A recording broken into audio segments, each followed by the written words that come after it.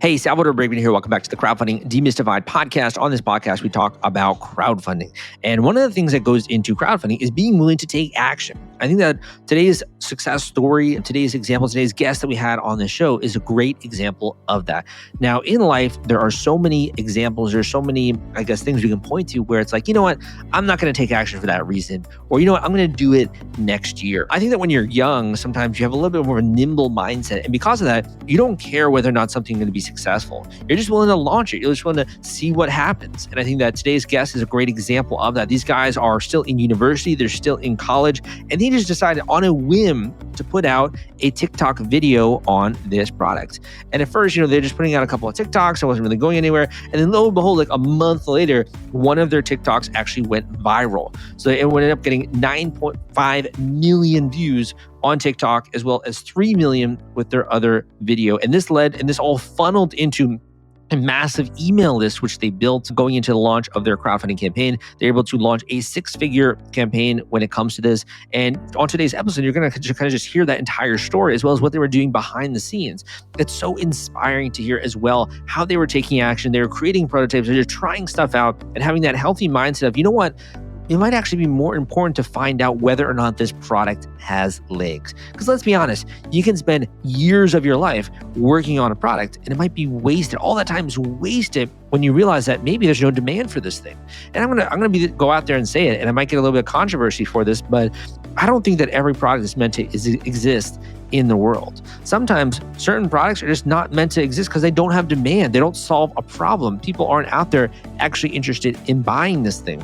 So for me, I think that's actually kind of liberating, because with crowdfunding, with Kickstarter, you can discover that information very quickly. And that's such valuable information to learn whether or not there's demand for your product. And not that you get the same, I'd say at the exact same time, you also get the funding to go out there and actually go to the next stage, next level with this product that you are creating. So you're going to hear about that story all today on the podcast. And in addition, one of the things I like to do, obviously, is put out teachings, to put out strategy, tactics, tools, etc. I'm going to be sharing at the end of today's show a way to work with me. But if you're just trying to get started here and understand how this works, go and check out this free link that I'm about to mention. This is to get a free copy of the Kickstarter Launch Formula, my book that I wrote that's also available on Audible. And Audible is doing this promotion where you can get a free copy of it if you sign up to Audible. So you just got to go to this link at crowdcrux.com/Kickstarter audio. That link is crowdcrux.com/Kickstarter audio.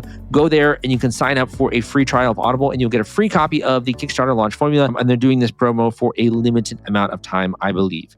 Thank you so much. And let's get into today's interview. Let's learn how this team was able to have a 1 million view plus TikTok, how they actually went into that, and learn about the story behind this mega raise of a 6-figure Kickstarter campaign. And it's coming up right after this.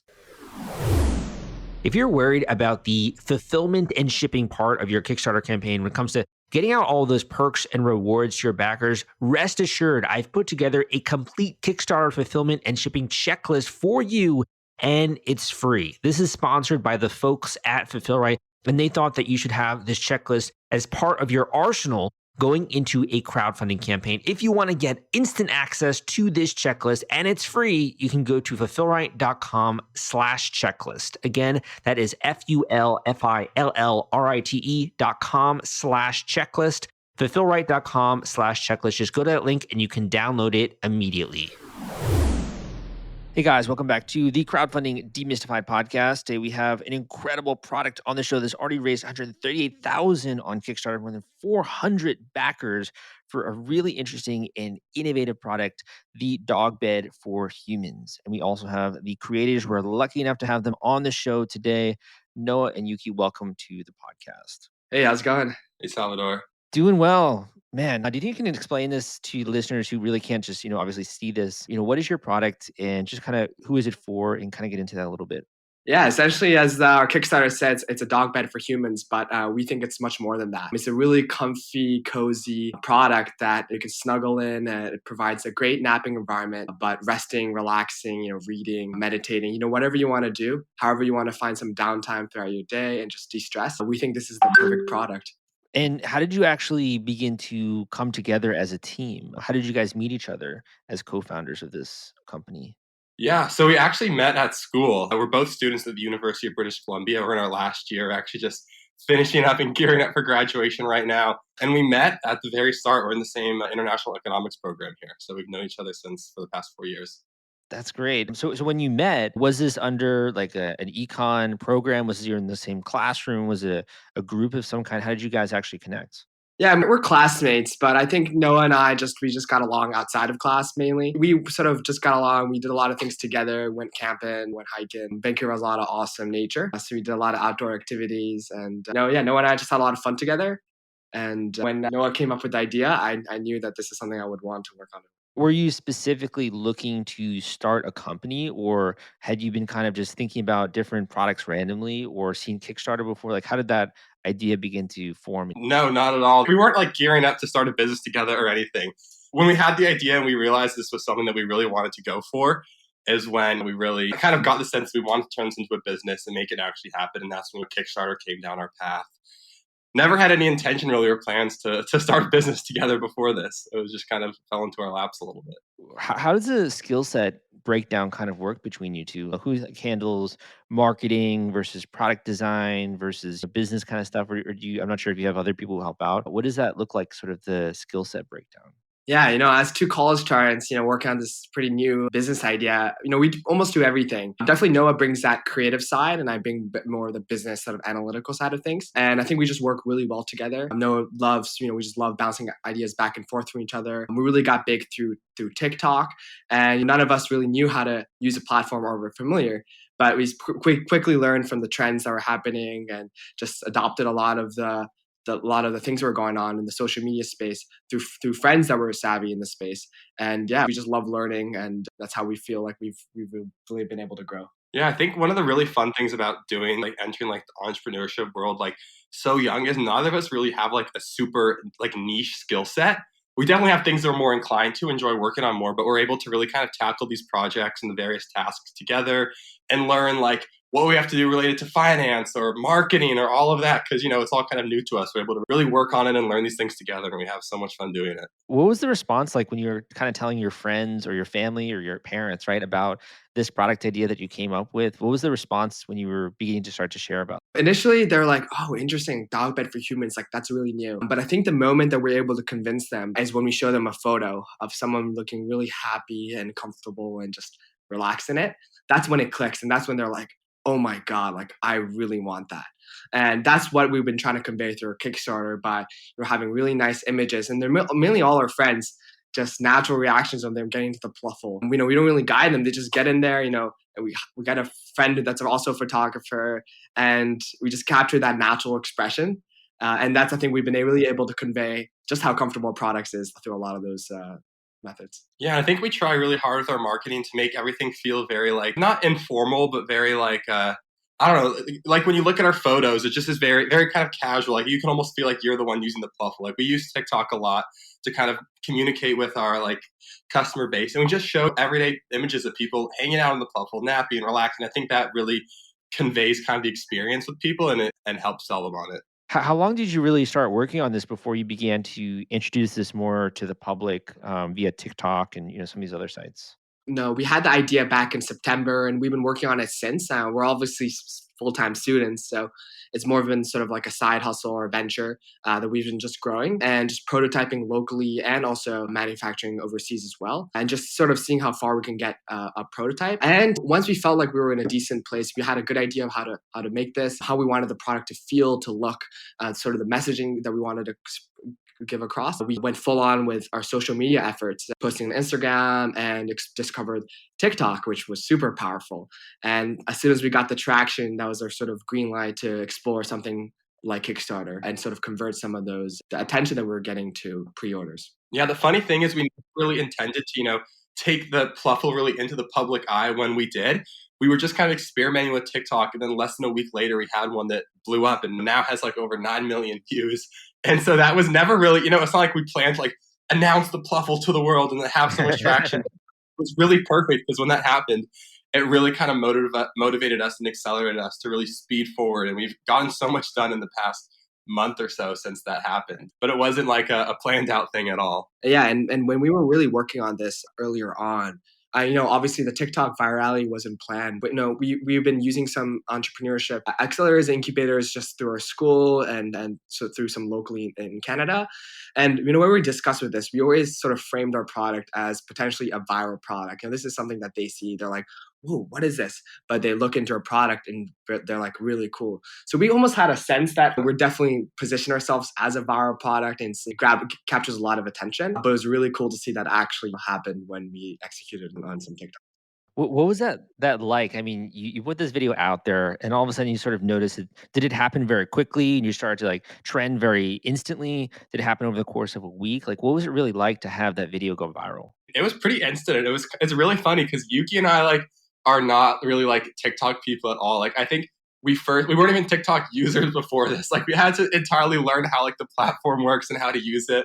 And then we just joined and like literally made like a few videos. And then a week later we made one that blew up. So it was just super fun. We were definitely super blown away.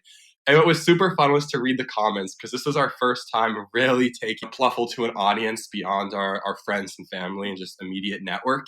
And so just seeing thousands and thousands of people's reactions to it was such a blast. Yeah, I can imagine that, and also the fact that you guys are taking action in such a short time span. I mean, that is so inspirational, right? And really, just your shipping, right? You're getting it out there, you're getting feedback, you're kind of putting it out there for the world to see, and that's paying off for you in huge ways. So kudos to that. I mean, that's incredible, man. Thank you. Yeah, we're excited. So when it comes to the actual product, I mean, some people might come here and they might be a little bit skeptical, like, I mean, these guys now have a bunch of money that they've raised, a bunch of people are talking about them in backers. What really went into like the design to really for the listeners out there to understand this is a very well thought out product, what it's made of, the materials. Can you talk a little bit to that? Yeah. So while we like to say this isn't a human-sized dog bed, it's a dog bed for humans. And that is really in the sense that we didn't just take a normal dog bed and make it larger. We really kind of took the shape and the design and the parts about it that look really comfy and kind of re-engineered it so it could work for like a human size, a human weight. So while normal dog beds really have kind of like a pillowy base, so you don't feel the floor, it's super supportive. It has like an orthopedic bottom with a memory foam layer to really just kind of add that support, that comfort. And then it's all held together with a really high quality faux fur case, something that's a bit more soothing to a human touch. We found a lot of dog beds are nice and soft, but against the like skin versus dog's fur. You need to find something that's a bit softer, a bit higher quality, also something super easy to remove and machine washable. But the biggest part of the Plufl, and that's its biggest appeal, is the border actually. And so while for a lot of dog beds, they kind of sit around it and kind of gives that donut shape, this actually sits on top and it's only held together around the rim. So it acts as almost a huge pillow, but because it's not fully attached all the way around, you can actually slide your hands and feet under, adding a bit of compression, a bit of support, an extra little snuggle factor. And the funniest part of it is that was actually made entirely by accident.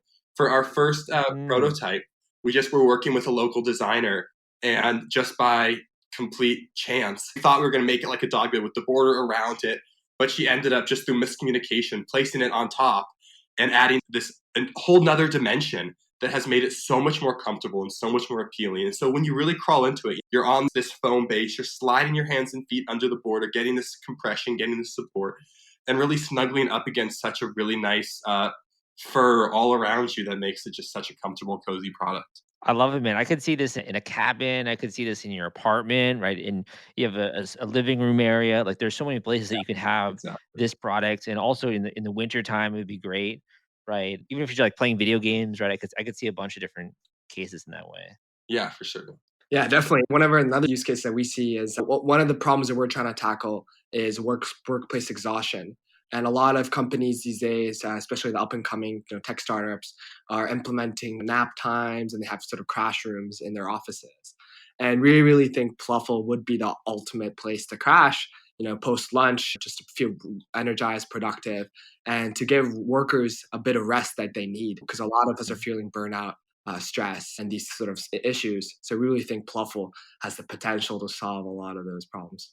Yeah, I think one of my favorite like nap related research findings that I stumbled across recently is that, I mean, we all have seen the research that there's so many benefits behind taking naps for your energy, for your health, for your well-being. But one paper actually reported that just getting down and closing your eyes and lying down for 20 to 30 minutes can have some of those same benefits, even if you don't actually fall asleep. So we see the Plufl as a place where, it's kind of intended for napping, but maybe you just want to go lay down, close your eyes, de-stress for 20 minutes. You come back, you're more energized, you're more refreshed, you're ready to tackle the rest of the day. And so, yeah, there's a lot of use cases that we see extending beyond just the nap sphere. I love it. I love it. One question I had for you when it comes to the marketing side is you obviously had an experience where something went viral, and there's a lot of different reasons to that. The fact that it's comfy, like you mentioned, the fact that you have really great models and people using it and it looks really cool. Do you feel like there's any kind of secret behind the algorithm with TikTok, or do you feel like it's just kind of you got lucky, and I don't know if you've been able to replicate that at all? Yeah, I mean, TikTok is a pretty wild place. It's hard to say what goes viral and what doesn't go viral. We've been doing a little bit of research on the algorithm, and it seems like it is tough to sort of exactly figure out what goes viral. I will say I think we sort of had a sense that our product is something that could go viral. Just because it's novel, but we also saw on Instagram and even on another TikTok we saw after we had even thought of the product and we were prototyping this TikTok that went sort of semi-viral and said, "Dog bed looks really comfy, not gonna lie," and we were like, "This is exactly like sort of what we're going to try to target when we do the TikTok." But I think at the end of the day, it just comes down to, I think, our product idea. And that was the one that went viral, was the first time we've officially sort of said, oh, like this is what we're doing. We're making dog bed for humans. That catches people's attentions for both good and bad. Some people might be like, what is this dog bed for humans? But a lot of people were like, wow, like dog bed for humans. I've been always wanting this. And that caused people to share it. Is a novel idea. Like, oh my God, look at these guys. Like they're making dog bed for humans. And that idea of people just sharing it, liking and commenting, that really boosts the algorithm, I think. So it was just sort of like a spiraling The effect. engagement. And we had different boosts. Like in the first week, we hit like 2-3 million views, and we thought it was it. And then maybe like a week later, spur of like 3 million views. And then, just like 2 weeks ago when we launched our Kickstarter, we went from like 6 to 8 million views. So it really is random. It's not just at one point of time. And I don't think anyone's truly cracked the code, but we've sort of figured out that that might have helped us. For those beginning creators, do you feel like that level of engagement, and obviously your brand awareness is now skyrocketing, right? Do you feel like that translated into the Kickstarter launch? There are a lot of people who kind of feel like, TikTok is maybe people who are ADD or just like kind of viewing it very quickly. Do you feel like that brand awareness is spilled over to the campaign? 100%. TikTok has really been the driving force behind our traffic on other platforms, on Instagram, on our website, on our subscriber list. And a really interesting stat that someone shared with us, like someone in the Kickstarter world, was that a much larger chunk of our Kickstarter backers were actually first-time Kickstarter users. So I think we had a really overwhelming share of people supporting and backing our project that were just new to the platform. And we assume that means they came to it because they'd seen our social media, because they'd been on our website. And that all started through TikTok. So we have to imagine that that was a really driving force behind getting people on the subscriber list, getting people on our Instagram, getting them notified and aware of what we're up to, and ultimately driving them to our Kickstarter page. So for sure. And I think the large part of our success was, as Noah mentioned, it's that email waiting list. And I know that's like what people preach when to have a successful Kickstarter campaign, you need a large email waiting list. And I think the TikTok views, not only did we get views, comments, and shares, people went to our website and signed up to be part of our waiting list. So by the time we launched our Kickstarter, we had a waiting list that was over 10,000 emails gathered in maybe just like the span of 3 weeks. And that really helped us push. That's absurd. That's crazy, man. I know. I mean, like 10,000 people thinking about that just on your list, and that's completely absurd. And that's a phenomenal. That's great. And I think that the level of power you've been able to unlock there just shows the incredible demand, right, for the product. Was Kickstarter like always in your mind from the beginning, or did that kind of come later about when you were thinking more about like manufacturing and such? Yeah, I think Kickstarter was always on our mind. Again, as I mentioned, there's people within our circle that are also entrepreneurs, and they utilize Kickstarter to sort of gain that first step. I think Kickstarter is great because it provides you the flexibility to sort of be able to fulfill orders, still be in a relatively early stage, maybe compared to official pre-order. And the best thing about Kickstarter is that when you launch, you can be flexible. And we launched right after that we got our traction as soon as possible, 3 weeks later. So we were able to move our Kickstarter launch date maybe even a few weeks earlier just to capture potentially unexpected demand that we got through our virality. So yeah, in that sense, Kickstarter has been great to us, and we were always had on our mind. Yeah. In terms of the projects, just kind of one more question here is for those that are listening and they're looking and they're hearing about you, not only doing a six-figure campaign, you still have 14 days to go, right, with this project, and people can check it out. Seeing the viral effect you've had on TikTok, the fact that you guys are super young, you're taking tons of action, right, which is incredible. They might kind of look at that and they're like, this is insane. I don't feel like I could do something like that. And you also came at this project as well with a very fresh set of eyes. Do you feel like there's anything that you want to pass on in terms of tips or advice for other people who are just starting, either that's whether it's crowdfunding or business or anything like that when it comes to that? Does anything come to mind in that area? Yeah, I mean, I think one thing that we've really learned is us being able to do this and get some traction, some excitement really shows we think anyone can do it. Like both of us are students and work outside of it. We have relatively zero, I mean, we've done like school internships and stuff. We have relatively zero experience in starting or running a business. But we just by going out and doing and meeting with people and using our network and having lots of conversations and just trying new things is how we've kind of gotten to where we are. So I guess my advice would be just like don't let anything just kind of hold you back. But definitely we were apprehensive about how are we going to fit this in with school? How are we going to do this when don't have experience with manufacturing or supply chain stuff, but just taking the time to learn the steps and really, really use the people around you. And I think just at the end of the day, it's just go for it. Like that's really what we did. Like when you say Yuki was just going for it, even if we didn't have everything figured out and just knowing that we were going to work hard and figure things out as they go. And yeah, I don't know. Yeah, I mean, even with our TikTok, we had more familiarity with Instagram. And so we were posting a lot earlier on that. And we were even a little hesitant to go on TikTok. We're like, like we don't know how to use it. I mean, we don't know how it works. And then, maybe that delayed us a month. And then after a month, Noah and I were just like, screw it. Let's just do it. Like, what's the worst that can happen? Let's not be scared of this new platform. Let's fully embrace it. And by just sort of taking that leap of faith forward. Obviously, we definitely got lucky with a lot of things. Going viral is not happens to everyone, but I think if you keep trying, TikTok is awesome in the way that it gives recognition to small time creators like us with no prior following, and you can it's a great place to test your idea. So yeah, and it doesn't cost anything, which is great because we're students and we've been pretty happy throughout this whole process, relying on our network, relying on the people that we know that can help us throughout this process and learning as much as possible. And as you said, a clean slate, a fresh perspective, and we're super open to change. And I think that's how we've been able to really, really just at least get where we are and starting our business. Why do you feel like that fear is something that enters everyone's mind, right? When it comes to doing something new or getting on a new platform or trying to do something that's larger than yourself? Where do you think that fear comes from? Or is it the fear of people aren't going to like it? Is it the fear of putting yourself out there? Where do you think that comes from? I definitely think there's a big fear of just like almost like the public opinion and take on your product. Like we were definitely when we first saw like our thing blowing up, there was a lot of nerves from our end and a lot of just like kind of like anxiety almost about as this is getting more views, as comments are coming in, like how is the public going to react to dog bed for humans? But we were really confident in our product and our business, and we just had to kind of ride that almost, and it paid off. And just through really putting ourselves out there, we saw that this is something that people like. And so if you really believe that your idea or your product is something that the world wants and the world needs, then just I guess be confident in it and don't let just like the little comments and the little haters out there, I guess, get to you, because we were confident and we believed, and we were able to just kind of overcome that a little bit. Mhm.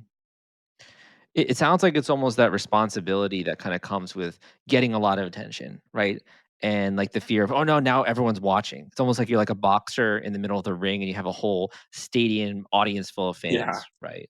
And I think that's also one of those things where it's crazy because you guys have spent so much time thinking through the designs, thinking through the materials, really trying to create something more premium, premium feel, something that people are going to love. You have so much dedication, obviously, it seems like when it comes to the fulfillment, and yet you still feel those same emotions of fear, but you're kind of pushing through them almost in a way. Yeah, I mean, as young entrepreneurs, I think, and especially as students, there's definitely a sense of, oh, am I good enough to do this? But I think what we've learned in the entrepreneurship space is that at the end of the day, no one knows exactly what they're doing. There may be experts that have done this over and over again, but each new business is a new challenge. And our business is different from, other businesses that have been out there. And that's the same with any other sort of business or a startup idea that people have. And you just got to know that at the end of the day, we're young. There's a lot to learn, but we're also, there's no one that can tell us what exactly to do. And we're our own decision makers. And once you sort of embrace that, that becomes a lot easier and that it goes away. Not to say that the fear isn't there. I think everyone faces that. We definitely still have a lot of uncertainties and a little bit of challenges on how to deal with things, but it makes it a lot more exciting. And that's, at the end of the day, I think no one's and I's biggest emotion, I think, throughout this whole journey is just excitement and the ability to really take a product from ideation to deliver it to someone's door. I can't wait for our first Plufl to be shipped out and to land on someone's door. Like, you guys are going to be on Shark Tank someday. I'm telling you, like, this is so cool. Love that. Yeah, I mean, we've had a lot of people as well who go on Shark Tank after Kickstarter or do it vice versa. So I could totally see this being a good product there. But that being said, one of the things when it comes to fear as well is just like not knowing what's next, not knowing what's around the next bend. Do you feel like there's anything related to the Kickstarter process? You mentioned email marketing as being a big part. Is there anything else related to the Kickstarter process that you could share with the listeners to kind of curb a little bit of that fear that they might be feeling? Yeah, I mean, our whole Kickstarter process was so accelerated because as soon as we went viral, we were like, okay, we have to go out and do this now to take advantage of it. So we were on a much more sped up timeline, I think, than a lot of other campaigns. So there was a lot of fear and anxiety that went into that because we just didn't really have the time to kind of think through every possible step. I think one thing to just kind of just really put yourself out there. Like, we made our Kickstarter page we tried to make it really personal, talk about our story, our experiences, what the Plufl means to us. And we found that to be, we think, a really compelling way to kind of sell the product and sell ourselves. I think another thing that we did to kind of help is just really have a lot of conversations with people about our product throughout this whole process.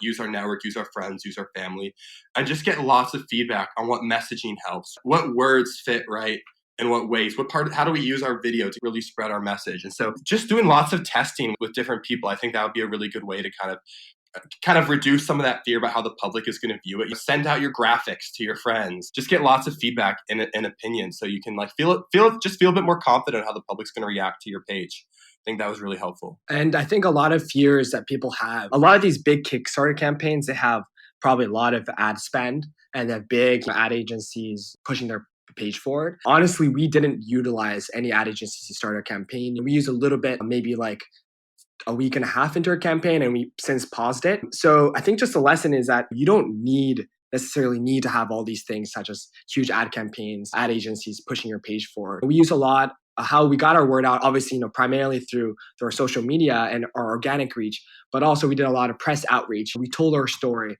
And even before we got that traction we did on Kickstarter, people loved our story. People loved how we're college students, we're young, we had a creative, innovative idea.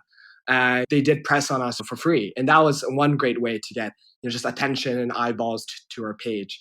And another thing is obviously, there's a lot of other creators out there in the same boat.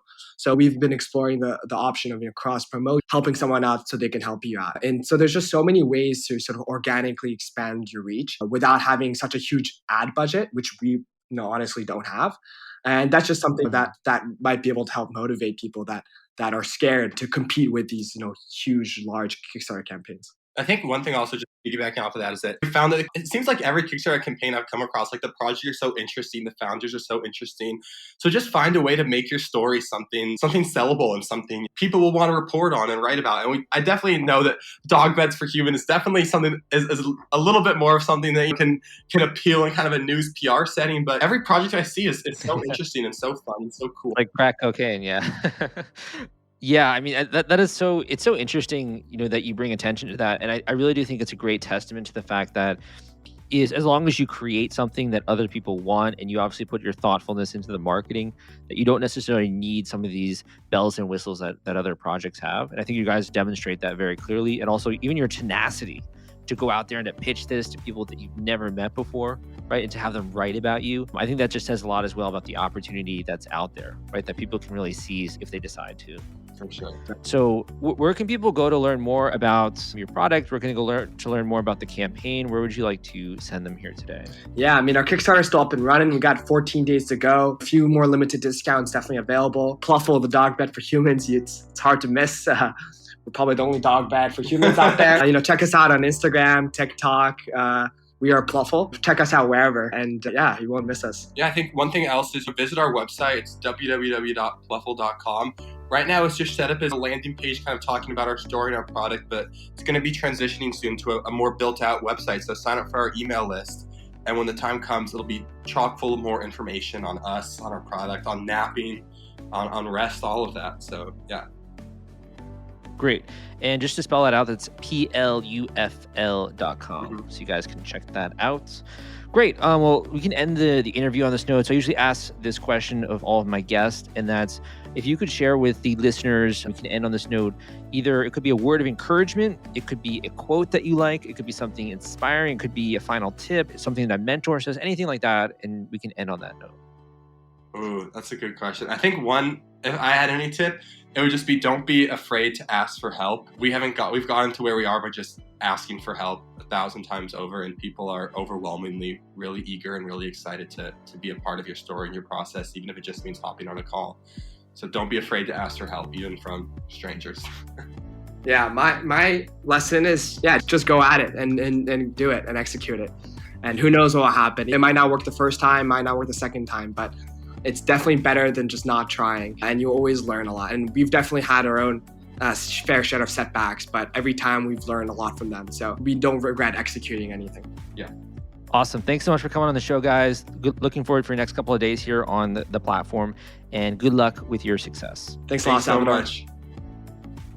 Thank you for listening to this episode of the Crowdfunding Demystified podcast. My name is Salvador Briggman. Thank you for listening to this episode of the show. I hope that you found the guest to be interesting and exciting as well, and that you also go and dive into some of my other episodes out there with phenomenal guests. I mean, we have people from so many different walks of life, some people who are doing their first campaign, some people who have done their 20th campaign on Kickstarter, some people who are doing board games, some people who are doing physical products, some people who are even doing regulation crowdfunding, equity crowdfunding, etc. I try to bring together a really great cross-section because I think that's really how creativity spawns. When you have a cross-pollination of ideas and you see all these different types of people being successful, in many cases with their first project, and also you kind of discover what's happening behind the scenes, some of the strategies that they're using in order to get funding, to get people to show up, to get backers, right, with their crowdfunding campaign. You start to realize and start to pick up this war chest of tools that you can use when you go live. Now, when it comes to that, a lot of people still have a lot of uncertainty. Some people out there also want to even find out, like, can I work with Sal in some way? Some people out there just want to know, like, for my specific category, for my specific product, what is going to apply here with me? And I think that honestly, it's one of the best investments that you can make in yourself and in your project. And in the same way that if you're going to go do something big, like you're going to buy a house, usually it pays to have, an expert realtor, or to have an attorney, or to have someone on your side that can kind of help you navigate that process. If you're going to do anything major in life, even that's, get some more insight when it comes to, let's just say you're trying to buy a business, you're probably going to hire some lawyers to help you out through that process. If you're going to go out there and maybe you're going to do something cosmetic to your face, or you're going to, be able to cut off the glasses and get LASIK or something like that, you're probably going to hire an experienced consultant and a doctor in order to go out there and do that process. So this kind of exists in many different industries. If you're trying to learn how to play golf better, you're probably going to hire a pro, or you're going to hire a golf trainer at some point in time to teach you about the process, so they can look at your stroke, they can look at your swing,